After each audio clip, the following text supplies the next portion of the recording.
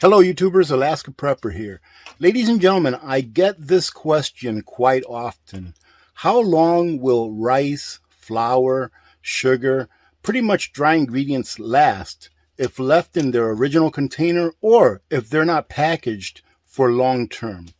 Well, I keep a whole bunch of rice, flour, and sugar in these bins that you see right here. And these bins will hold, depending on what you put in them, anywhere between 65 or more pounds of product. They're originally made, sorry for the background noise if you hear my dogs walking on the hard floor there. They're originally made for pet food, but it's food grade. So I've been using these for years, and the time has come for me to refill a couple of them, my rice and my flour. And let me talk to you a little bit about how long I've had this stuff in here. I've had my rice and flour in there going on about 2 years now.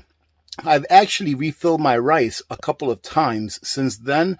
My flour, I started out with a 50-pound bag, and it's getting close to the bottom. So I'm going to go ahead and refill it with some more flour. Same thing with the rice.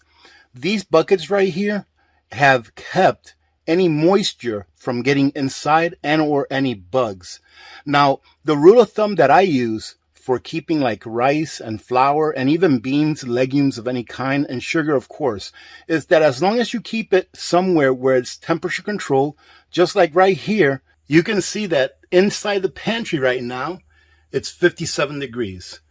So as long as it doesn't go below 50, and as long as it doesn't go above 70, I find that that is a good temperature. And also as long as the difference in temperature does not fluctuate very quickly. So for example, I wouldn't want the temperature in my pantry to go up from 57 to 70 in a couple of hours. That's not good. But if it slowly rises to like 68 degrees, which is usually the hottest that it ever gets in here, is about 68. And once we had to hit like 69, and I put on an air conditioner in my other room to make sure that it stayed below 70, but not for very long. Obviously, I live in Alaska, and our average temperature during the summers is not very high at all. Your product should be good, either in its original container, as long as you keep pests away from it, and or if you have it packed in something like this. I'm going to go ahead and show you me repacking this because there's still some rice in there, but I don't want to put my new rice or my new flour on top of the old. So what I'll do is I'll bring it out to the living room, set up a table. So let me show you how I do it, because the way that I do it is very simple. It doesn't take a lot of time, and this works. What I normally do also, I'm not sure if you can see them in there. They're probably buried. But I put a couple of bay leaves in there just to deter any insects from going in there. But in all honesty, we really don't have an insect problem here. But I put them in there anyways. Someone sent me these bay leaves from Washington State, and that's how I use them. I use them to put inside of my dry storage containers. That way we don't have any problems with insects, should any of them find their ways into my pantry. And this right here, ladies and gentlemen, is what the flour looks like. As you can see, it's pretty close to the bottom. Not sure if you can see that little bay leaf in there. However, what we're going to do is the same thing that we're going to do with the rice. We're going to go ahead and bring this out of there, then put our new flour in the bottom, and then just put this right on top. This flour, ladies and gentlemen, for those of you that may be wondering, has been here for about 2 years or so, and I've just been working it down. And now that Little Miss Alaska Prepper is into baking, it's going down a little bit faster, so we're going to replace it today. Now, ladies and gentlemen, let me show you what the gamma lids on these things look like and what it is that makes it air-proof, I guess, so that no air can get in and out, where it makes a good seal. Now, this right here is what's called a gamma lid, and when you purchase these, they already come on the container. So you can see that it's right there. You can take this lip off, but it would be very difficult. And as you can see, the gamma lids are made so that you can take them off easily. And it's just a twist on, twist off. And there you see that there's a little gasket or an O-ring that goes all the way around. This pretty much airproofs this container. Now, only because it airproofs the container or seals the container, it doesn't mean that you should put oxygen absorbers in there. Someone asked me once, can I just put oxygen absorbers in there? And in all reality, you can. But when you put oxygen absorbers in there, let's say that you put oxygen absorbers in these bins, all right? And then you sealed it with the gamma lid right here. What's going to happen is once the oxygen from inside of the container is evacuated or used up, what's going to happen is you're going to have a negative pressure in there, and it's going to be really difficult to take this lid off. So I don't recommend that you put oxygen absorbers in there. Just make sure that if you're using this method, that you use it in a place where it's not very humid, because every time that you open up one of these bins, there's going to be fresh air going in there. And if that fresh air is humid, then that is going to bring down the life of the product that you have in there. All right, let's take it out to the living room, and let me show you how I do this. Oh, and by the way, ladies and gentlemen, what I do is I always keep my backup 50-pound bag of rice right there. I paid $27 for that bag of rice. It's been sitting there for about a year, and when we open it up, you'll see there's absolutely nothing wrong with it whatsoever. So once we put this bag of rice inside of our container, guess who's going to go to Costco and pick up another one and place it right there? Now, I forgot to mention this before we go out to the living room. In Alaska, it's very nice to be able to store things during the winter. Let me tell you why. Because when I do go and buy that bag of rice at Costco, I will let it sit inside of my truck for probably about a week, maybe 2 or something like that. And being that the temperatures are below freezing, if there are any microscopic bugs in there, weevils, eggs, larvae, whatever, it will actually kill it.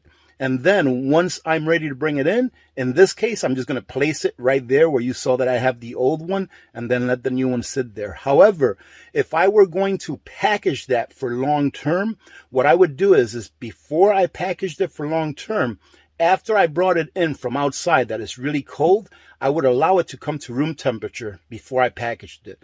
The reason being is because if you package rice, let's say for example that is below freezing outside, and I bring in that 50-pound bag of rice and I immediately package it into Mylar bags and seal it up and everything, well, that rice is really cold.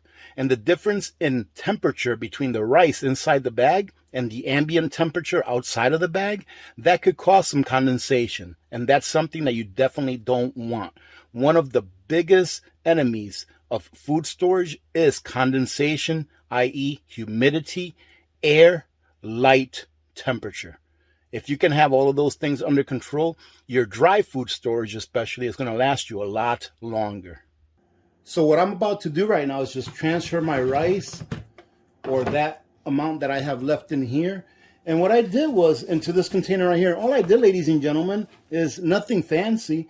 I just went ahead and grabbed my pressure canner, my T-Fall pressure canner. I lined it with a bag, with a clear bag. I'm going to put my rice in there. And then once I have my new rice in here, I'm just going to put this right on top. And I'll probably add a few more bay leaves in it. So there's nothing really special to show you, but I want to show you how much this actually takes. If you take a look in here, and this is pretty heavy still, there's probably a good 25, 30 pounds of rice. There's probably about a good 25, 30 pounds of rice in there. Let's see how much this takes of that 50 pounds, see if it takes less or more, but let's see what we end up with. Well, ladies and gentlemen, there was a little more there than I thought. You see there that I had to take one of my big kitchen bowls out to finish emptying it. Now, there's a few grains of rice left in the container, but that's just fine. I'm going to go ahead and open this bag up, and I've actually had this bag over a little over a year. It was processed or packaged in April of 2020.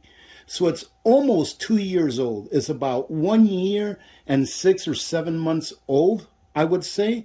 And then, you know, it sits on the shelf and all that kind of stuff before you get it. So I've had this probably for a little over a year. Let's take a look at what it looks like just sitting by itself for a little over a year in a temperature controlled room that doesn't have high humidity. And I can never figure out how to work that little string up there. So we'll use our handy dandy knife in order to open it up. Now be careful, because I have had mishaps before where I had to do a little cleanup. Thank goodness that this time it worked out well. To show you all what it looks like, I'm not going to scoop out a lot. I'm just going to scoop out a little bit. That way I don't have to show you the entire bag inside. But this is what it looks like. Absolutely nothing wrong with it. So for those of you that are wondering how long you can keep rice without doing any special packaging, there you go. You don't have to go out and get the Mylar bags or anything like that. As long as you're going to rotate it, As long as you're going to rotate and actually eat rice and go through it maybe every 2 to 3 years, I would say, you should be fine. The ideal thing to do is, like I said before, make sure that you have an environment where it's not very humid. And of course, temperature, keep sunlight away from it. Those containers right there that I showed you, I think those things work great. Now let me go ahead and put all of this rice inside the container, and then hopefully it'll all fit. If not, we're going to be eating rice for dinner tonight.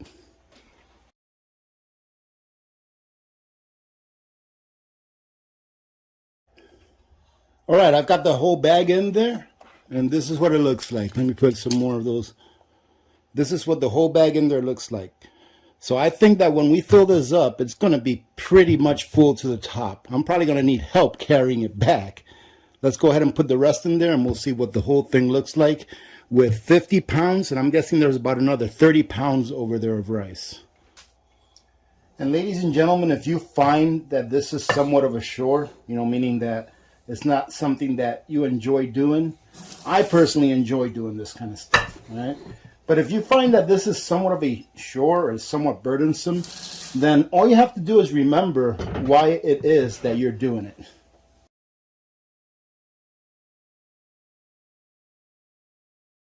And there you go, ladies and gentlemen.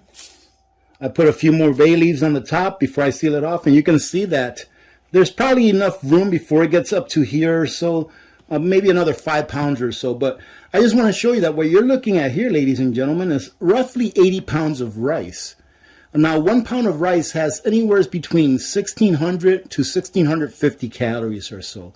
So you're looking at about 120, 130,000 calories.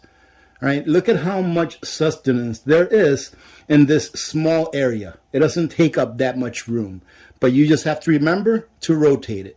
That's why I say that your working pantry should have those items stored in it that you eat on a regular basis. Now, we don't eat rice every single day, but we eat it on a regular basis. But the point of this video is to show you, check this out.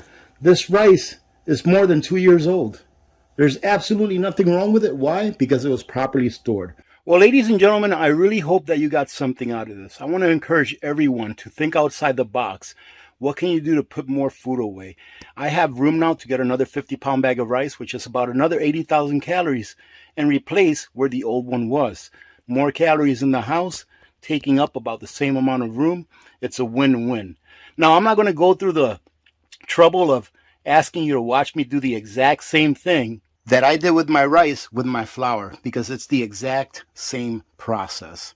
All right, ladies and gentlemen, so go out there and prep. Remember why you're doing it, and it should be a lot easier to do, because things like this are not that very enjoyable, really, to tell you the truth, but it's necessary. Having said that, have a great day. God bless every one of you.